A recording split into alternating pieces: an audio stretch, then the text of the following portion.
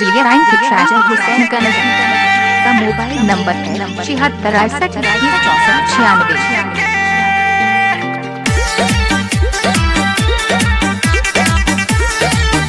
दिलगे line के ट्राजर हुसैन का mobile number है 7668646496। कि सपना कैसे देख ले लू हमारा छोड़े के, सपना कैसे देख ले लू हमारा छोड़े के। कहाँ से हुनर लैलू हो दिलवा तोड़े के, कहाँ से हुनर लैलू हो दिलवा तोड़े के। कहरा से सिखलू सोना मुहवा मोड़े के, कहाँ से हुनर लैलू हो दिलवा तोड़े के। कहाँ से हुनर लैलू हो दिलवा तोड़े के। दिलगे लाइन के ट्राजर हुसैन का मोबाइल नंबर है 7668646496।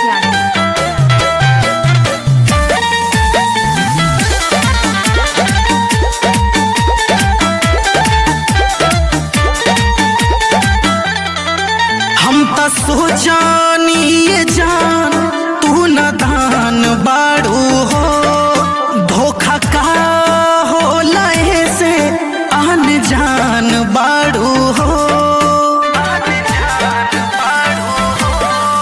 हम तो सोचानी ये जान तू न दान बाड़ू हो, धोखा का हो लहे से आन जान बाड़ू हो।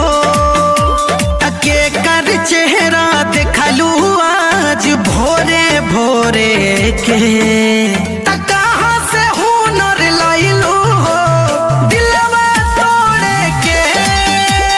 कहाँ से हुनर लैलू हो दिलवा तोड़े के।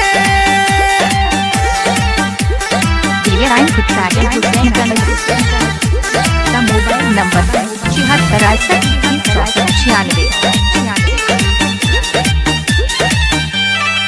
हम त जानो न पैनी ई मासूम रूप के, तीर मारत राहु दिलवा छुप छुप के।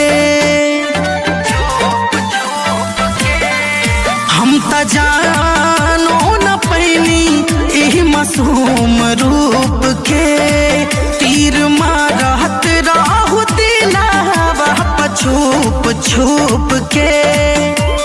चांद इमरान के चोट दिहलू जोरे के, कहाँ से हुनर लैलू हो दिलवा तोड़े के।